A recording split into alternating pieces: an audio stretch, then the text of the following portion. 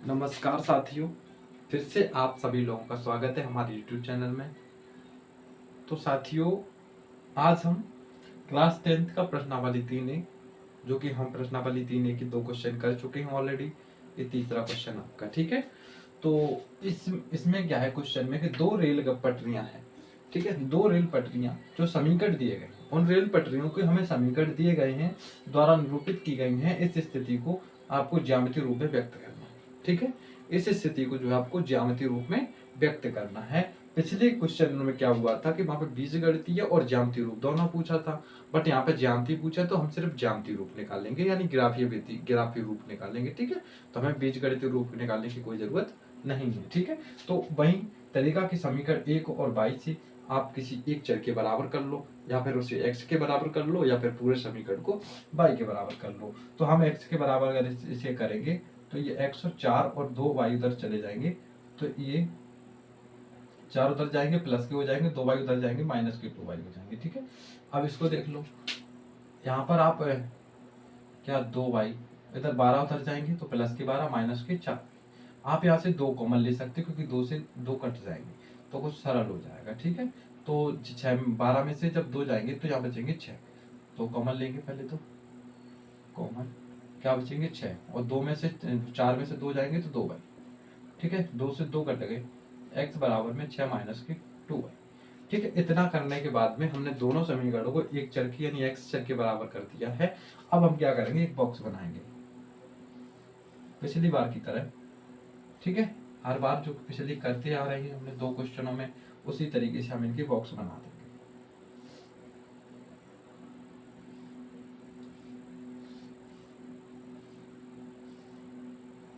ठीक है। पहले में आप x y लिख दो दोनों के में। अब क्या करना है कि y का मान रखते जाओ जिससे x का मान आता जाएगा, एक पूर्ण मान आना चाहिए हमें, y का मान ऐसा भी मानना है, ठीक है। जैसे y की जगह हम 0 मान लें तो 2 का जब 0 में गुणा होगा तो 0 हो जाएगा, और 4 में से जब 0 माइनस करेंगे तो 4 बचेगा, ठीक है।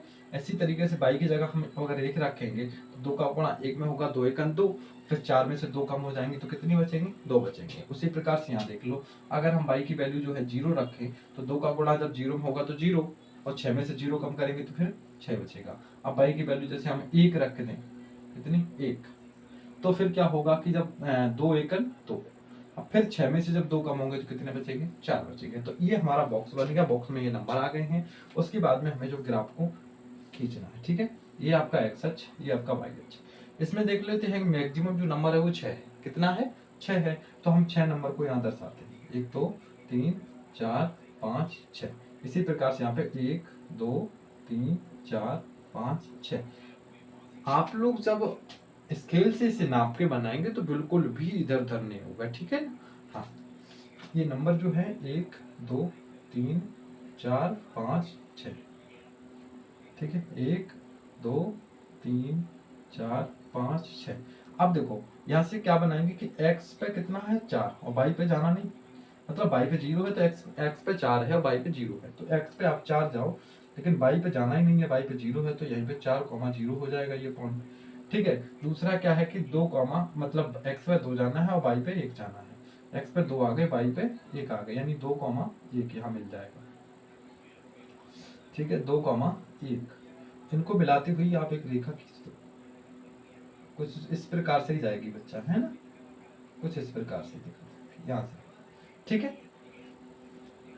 अब आप दूसरे वाले समीकरण से खींचेंगे, तो दूसरा वाला समीकरण भी क्या है कि x पे आपको 6 जाना, y पे जाना नहीं है, तो x पे 6 यहाँ पर है और y पे जाना नहीं है, तो 6 0। दूसरा क्या है कि 4 1, यानी x पे 4 जाना है और y पे 1 जाना है, 4 यहाँ पर 1 यहाँ पर, ठीक है। इसको क्या बोलेंगे, 4 1 बोलेंगे। इनसे मिलाती हुई रेखा खींचेंगे, ठीक है। तो आपकी इस प्रकार से ये समांतर रेखाएं बन जाएंगी। क्या बन जाएंगी, इस प्रकार से ये आपकी इस प्रकार से जो है समांतर रेखाएं बन जाएंगी। अब जो है ये जो रेखा है ये कौन सी है, x प्लस 2y माइनस की 4 बराबर 0 समीकरण द्वारा ये रेखा बनेगी, और 2x प्लस 4y माइनस के 12 बराबर 0 के बराबर ये वाली जो रेखा बनेगी, ठीक है। उम्मीद करते हैं ये वाला क्वेश्चन समझ में आता है। तो आगे क्वेश्चन देखेंगे, क्वेश्चन नंबर 4, ठीक है। चलिए साथियों, ठीक है, तो अब अगला क्वेश्चन देखिए, क्वेश्चन नंबर 4, और 4 में 2 पार्ट है आपके, फर्स्ट और सेकंड। ठीक है, तो जो फर्स्ट है वो ये है कि 5 पेंसिल तथा 7 कलमों का कुल मूल्य जो है 50 रुपया है, जबकि 7 पेंसिल तथा 5 कलमों का मूल्य 46 रुपया है। तो एक पेंसिल का मूल्य तथा एक कलम का मूल्य ग्राफी विधि से हल कीजिए। ठीक है, यहाँ पर आपका जो है क्वेश्चन ग्राफी विधि से आपको हल करना है कि एक पेंसिल कितने की आएगी और एक कलम कितने की आएगी। ठीक है, चलिए चलते हैं। तो सबसे पहले हमें क्या है, जो हमें पूछा जाता है सबसे पहले उसे मान लेते हैं क्या, कि एक पेंसिल का मूल्य। ठीक है, तो यहाँ पे हल करेंगे। हल में क्या है कि एक पेंसिल का मूल्य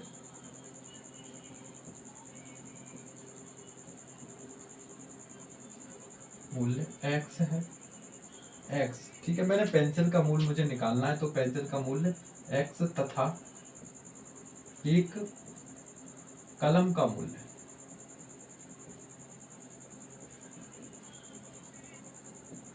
y है। ठीक है, तो पेंसिल मैंने x मान ली और कलम y मान ली। ठीक है, इतना तो समझ में आ रहा होगा। अभी कुछ हुआ नहीं है क्वेश्चन में, जो पूछा था बस वही मैंने मान लिया कि एक पेंसिल का मूल्य, उसने कहा कि एक पेंसिल कितने की आएगी, एक कलम कितने की आएगी, तो वो मैंने मान लिया कि एक पेंसिल जो है x की आएगी और एक कलम y की आएगी। ठीक है, तो मैंने एक पेंसिल को x और एक पेंसिल को y। अब देखो क्या है कि 5 पेंसिल, ठीक है, तो एक पेंसिल x की आ रही है, अगर 5 खरीदेंगे तो 5x की हो जाएंगी। ठीक है, दूसरा कह रहा है कि 7 कलमें, अगर एक कलम y की है तो 7 कलमें 7y की, ये कुल कितने की आ रही है, 50 रुपए की। ठीक है, तो हम यहाँ पे लिख देंगे कि प्रश्नानुसार जो है, प्रश्नानुसार क्या है कि 5x प्लस 7y बराबर 50। ठीक है, 1050। दूसरा देखो, दूसरा क्या कह रहा है कि जबकि 7 पेंसिल तथा 5 कलमें, अब यहाँ पर एक पेंसिल x की है तो 7 पेंसिल 7x की। ठीक है, उसके बाद कह रहा है कि 5 कलमें, एक कलम y की है तो 5 कलमें 5y की। ठीक है, बराबर कितने की आ रही है, 46 रुपए की आ रही है, लिख दो 46। ठीक है, यहाँ पे लिख देते हैं क्या बना समीकरण, 7x प्लस 5y बराबर 46। ये समीकरण दूसरा, ये समीकरण पहला। ठीक है, अब हमें करना क्या है कि ग्राफी विधि से हल करना है। तो सीधी सी बात है कि किसी भी इन दोनों समीकरणों को किसी भी एक चर के बराबर करना है, या फिर x के या y के। ठीक है, फिर भी हमें सुटेबल पड़ रहा है कि हम x के करें। ठीक है, तो हम क्या करेंगे कि इसको, अगर हम इनको x के बराबर करना है तो 7y को हम उधर भेजेंगे, तो 5x बराबर में 50 माइनस के 7y। अभी हमें y के बराबर नहीं हुआ, 5y के बराबर है, 5y के बराबर है। अगर हम 5 को उधर भेजते हैं तो ये मेरा 50 माइनस का 7y बट्टे 5, ये बन जाएगा x के बराबर में। ठीक है, इसी प्रकार से इसको भी हम करते हैं। ठीक है, तो इसको जो हम 5y को उधर भेजेंगे तो क्या बनेगा, 7x बराबर में 46 माइनस के 5y। ठीक है, अब 7x इधर ज्यादा है तो 7x का इधर भाग हो जाएगा, क्योंकि इधर मल्टीप्लाई में है, गुणा में है x के साथ में, तो उधर जाएंगे तो डिवाइड में यानी भाग में जाएंगे। ठीक है, अब फिर की हर की तरह की जो है आप वो बना लो, x और y लिख दो, इसमें भी आप x और y लिख दो। ठीक है, अब करना क्या है कि हमें y का एक ऐसा मान रखना है यहाँ पर कि जब हम इसको सॉल्व करें तो हमारा x का मान एक पूर्ण संख्या है। ठीक है, हाँ, कि अगर पूर्ण संख्या नहीं आएगी तो फिर मुझे ग्राफ खींचने में प्रॉब्लम आएगी। ठीक है, इसलिए पूर्ण संख्या आनी ही चाहिए।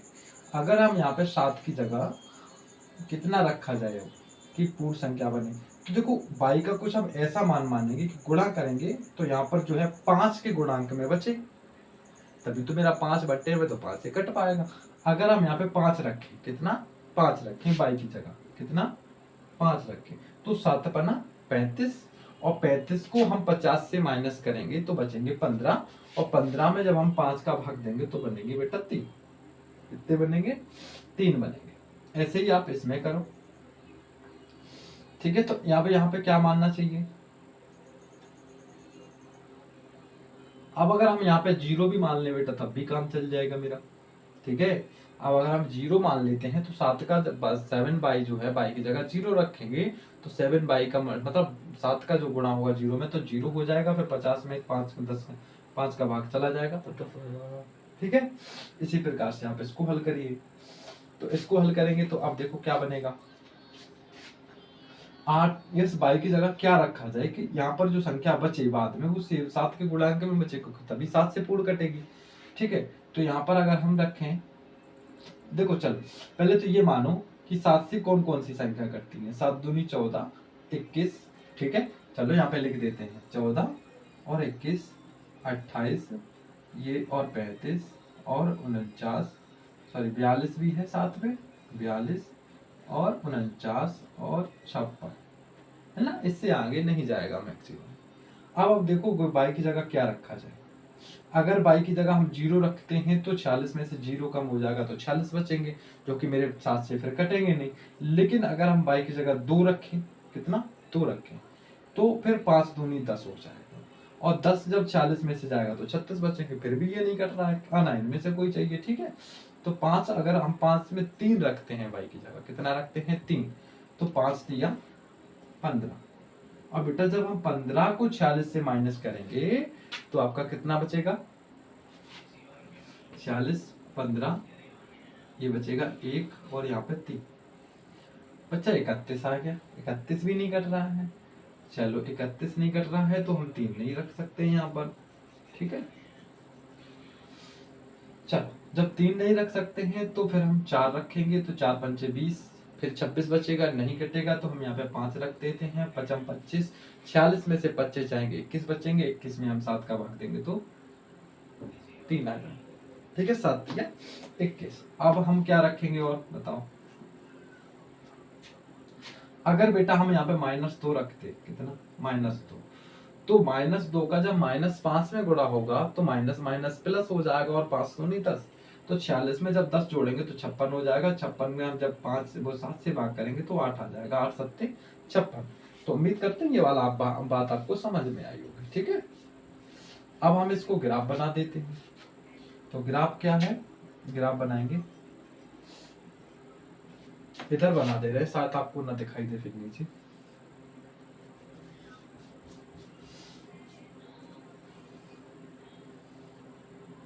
ये एक्स अक्ष, ये वाई अक्ष।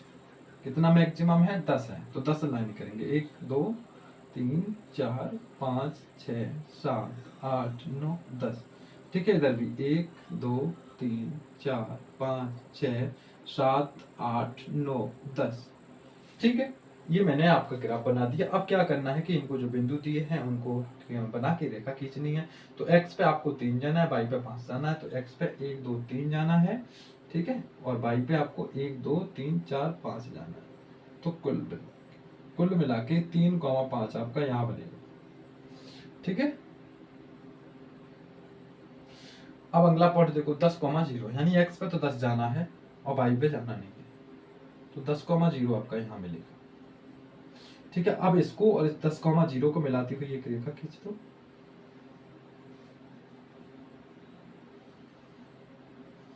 कुछ इस तरीके से निकलता है। ठीक है, अब हम जो दूसरे समीकरण से जो हमने बनाए थे इनसे अब रेखा खींचेंगे। तो x पे 3 जाना है, y पे 5 जाना है, तो x पे 3 जाएंगे जाएंगे और y पे 5 जाएंगे, तो यहीं पे मिलेगा। ठीक है, 3,5 इसका भी यहीं मिलेगा। दूसरा है क्या, 8, -2। बेटा माइनस की बात आ जाएगी तो इधर देखो बढ़ाने पड़ेंगे हमें ये, क्योंकि इधर ये माइनस का होता है और इधर ये माइनस का होता है, -1 -2, -1 -2। अब देखो x पे तो हमें 8 जाना है, लेकिन y पे -2 जाना है। x पे 8 जाना है यानी 10 यहाँ पर, तो 8 यहाँ पर होगा, और y पे -2 जाना है यानी नीचे यहाँ पर, तो क्या बन जाएगा 8, -2।